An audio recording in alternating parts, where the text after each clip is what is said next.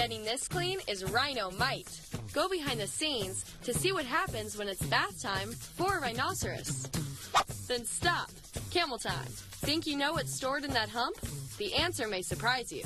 Plus, watch llama training in action and learn what it takes to get a giraffe ready for a road trip. The KC Zoo Show with Christine starts now.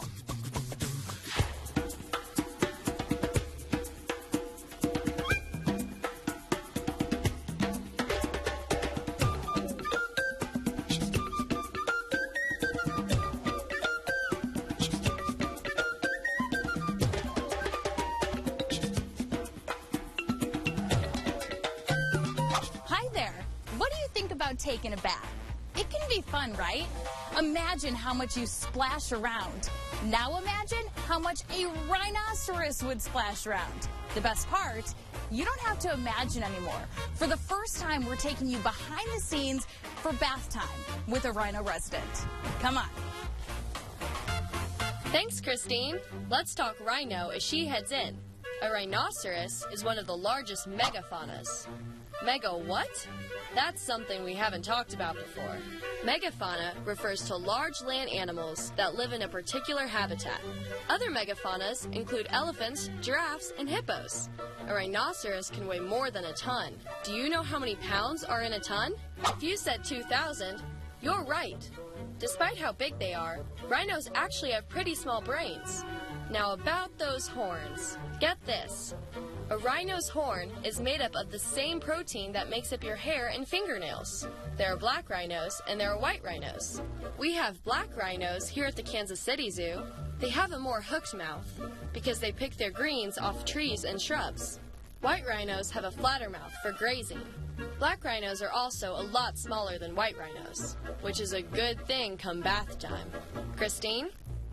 Do you like bath time? Well, get this. We are here just in time to see a rhino get a bath. Jessica is here with me. I had no idea rhinos got baths. They do. So we actually will bathe them at least 3 times a week in the summer. We do it a little bit less in the winter. They just don't need it as often. But in the summer, we definitely make sure to get all of that mud and gross, nasty stuff they can get on them in the exhibit or in the yards. They love to roll around in the mud and get dirty. It's the rhino's favorite thing to do. But since they get muddy and they just have dry dirt all over them, we want to make sure that underneath that there's no wounds or something that's hiding and festering that might interfere with their health. So we basically give them this work down, and it lets us see if they have any kind of scars or visible wounds that we can kind of take account of. We'll even spray in between their toes to get all the mud out from there so they have nice, clean, shiny toenails. And they love it. In the summer particularly, it helps them stay very cool. I was going to say, on a hot day like we have today, sign me up. I will take a bath next. We have Vicki doing this. Any rhyme or reason to how you guys start, or just try to get them while you can? Normally, very first thing when we start, we don't just like to turn the hose on them and just blast them right away. So we normally start down around their feet and just kind of get them used to the idea that, like, hey, water is going to be in here. You're going to be getting wet. And as soon as they realize what's going on, it clicks really fast for them. They get super excited.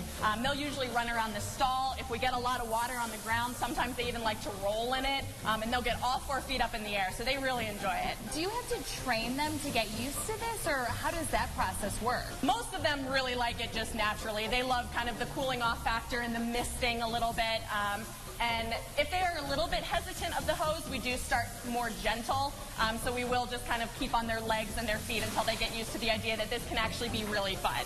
The only thing that's really like this in the wild is if they were to like walk under a small waterfall or the rain. When you see him running up to the hose, is that him playing? That him being excited? Yes. She wants it basically to get as much of that spray in her face as possible, so she'll run right at it and get it to reflect back on her horn so that it sprays up in her face.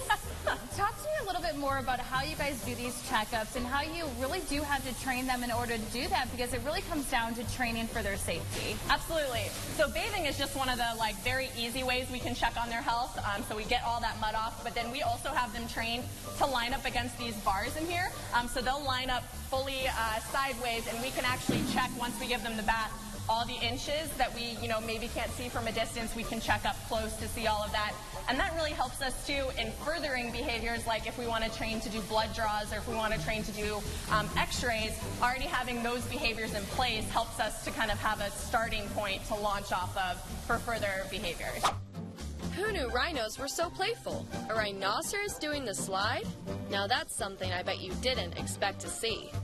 From horns to humps, we're going to check in on the camels. Let's find out why these camels only have one hump and what a camel really carries in that hump.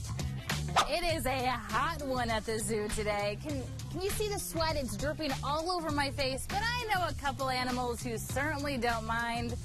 The camels.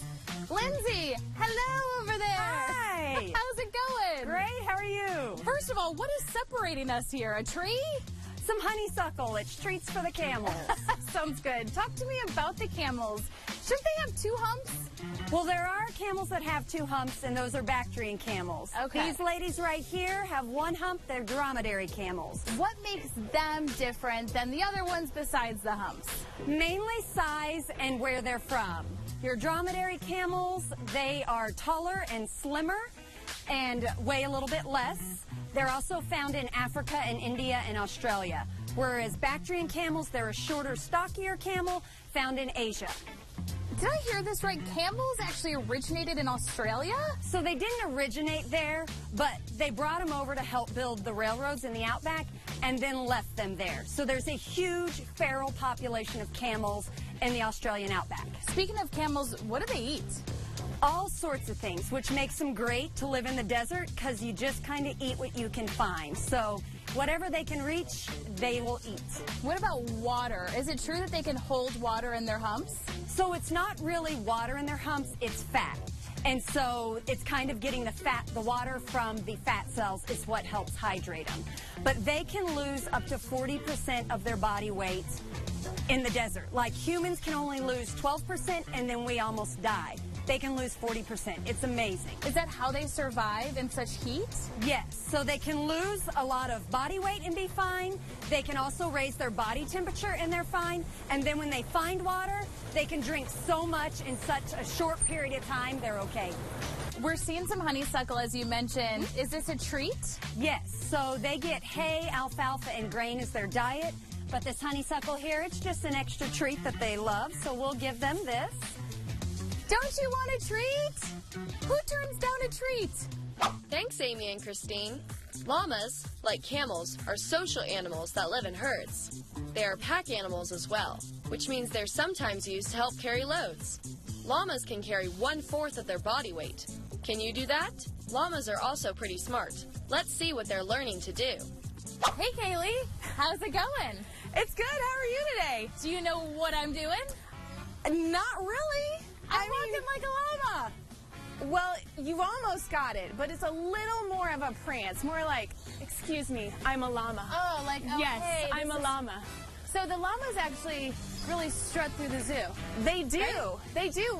We actually have them out on grounds, and you can visit with them and touch them and have a whole llama experience. How often do the llamas go on walks? They go on walks about 2 to 3 times a week. Our docents and animal volunteers walk them, and they come out with the public, and you can touch them, you can interact with them, ask all the questions you want, and really get a hands-on animal experience here at the Kansas City Zoo. I'm only assuming that it takes a little bit of training to get them ready for their walk. It does. It takes just a smidge.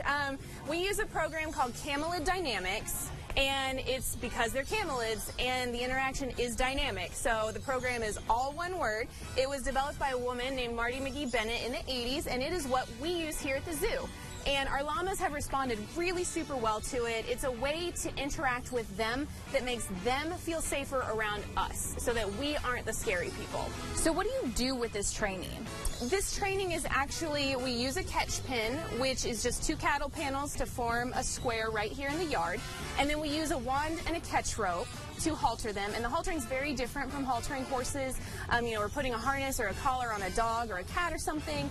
And so it's very, very specific to camelids, to llamas and alpacas in specific. You just use your catch rope around their neck. And then also, should your llama be having an off day that day, and they decide to be moving around, or they're, maybe they're a little bit cranky that day because it's hot outside, you still have them. You have all of this space right here to work with your animal. And she's looking at me saying she's ready to participate. She is ready to go. Why do you have to be extra careful when it comes to this, or making sure they feel comfortable? It's just a way to interact with our animals. Here at the zoo, we're always wanting the best interaction we can, the most positive interactions we can have. And this is so much more positive than having to forcefully halter them or something else. So they get to participate. If they don't want to participate, they don't have to that day. So they go on walks, but if they don't want to walk that day, they don't have to. And I'm assuming the happier they are, the happier they really are out and about interacting with people. Exactly, yes. If they have a positive experience getting haltered, it's a positive experience out with the public and with you guys. Have you ever pet a llama before? Red pandas are getting a home makeover. Coming up, get a look inside and learn why the fix-up is so important. Then, it's travel training. Wait until you see what goes into getting a giraffe ready to load up and head out to a new zoo home. You're watching